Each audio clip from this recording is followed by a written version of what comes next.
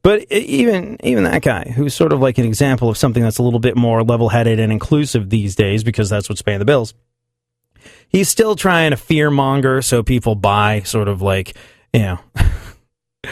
buy the guns of the gun manufacturers he's in bed with, and buy the survival packs of the survivalist folks that he's in bed with financially. And like, oh, really? All the stuff he says to be afraid of, there's a cure for it on his website. And that's just a microcosm of how the American media operates. So it's a little hard sometimes when you're here, ensconced in all of it, getting bogged down in fear, hate, Obama's useless, which I do kind of feel he is at the moment. It's impossible to kind of like get a clear picture. So often I defer to my father, who is involved in American politics, but also has a bird's eye view of the situation. He's not so mired in it. He's not so ensconced in it. He's a little bit more removed, and he's a little bit more objective because this stuff doesn't affect his daily life. I was like, all right, Dad, you were an Obama fan back in the day. You probably caught the speech. What do you think? And he was like, just Obama feels to me, and like most of the people I talk to the rest of the world, he feels lost. He feels like he doesn't really know what he's doing. He feels out of his depth. And for that reason, because Obama is so woefully out of his depth, according to the general zeitgeist, Sarah Palin would like to apologize, which is interesting. I think this is probably the first time I've ever heard of Sarah Palin apologizing.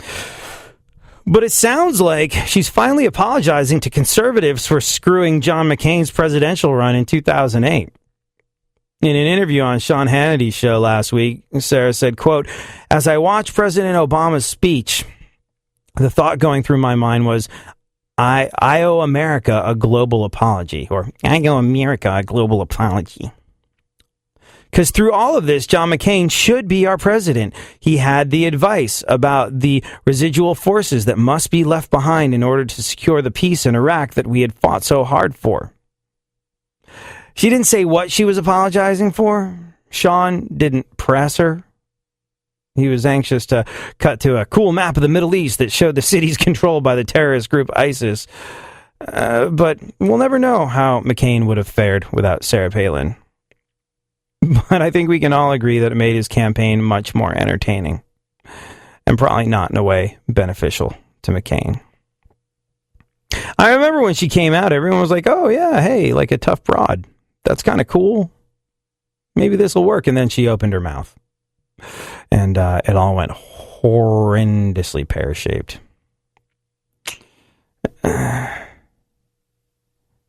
She did hijack the McCain campaign, because look at it. Look at her now. Look at her now. That could have been the vice president of America. That could have been the president of America if McCain had one too many cheeseburgers and bit the bucket the way old people are often wont to do. Look at her political career now. Way too busy fame whoring a new book, The War on Christmas Part 2. Way too busy getting fired from her gig working for Fox News. Way too busy whoring her daughters out to reality TV, or hosting her new show on the Sportsman Channel about the, and I quote, Red, Wild and Blue America. That was it. Yeah, nobody watched that. And so she set up her own internet channel instead. Oh, God. People are stupid enough to forget all about that and vote for Sarah Palin in the next election, but not this election. It would be like Ronald Reagan running for president while he was busy shooting Bedtime for Bonzo. See what I did there? Ronald Reagan co-starring with a monkey movie reference that 98% of the audience didn't get, but to the 2% who did get it, I am now a god. So... self-pleasuring 4 times a week should not kill you. I know this from a couple decades of experience, but somehow it killed this guy.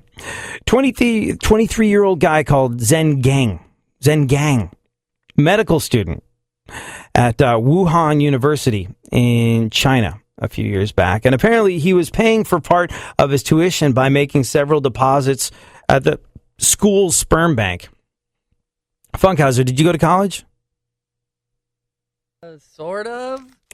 Did they have a sperm bank on campus? Not at the community that I went to. Yeah, I don't know. This must be a Chinese thing. It's interesting because, it was well documented that one of the major problems that China faces is population control. So it seems odd that while they're encouraging people and not allowing them to have as many kids as they want to have, it seems odd that they're backlogging sperm on college campuses. Like the Alex Jones-style conspiracy theorist in me wants to go out on a limb going like they're planning some sort of Chinese super army.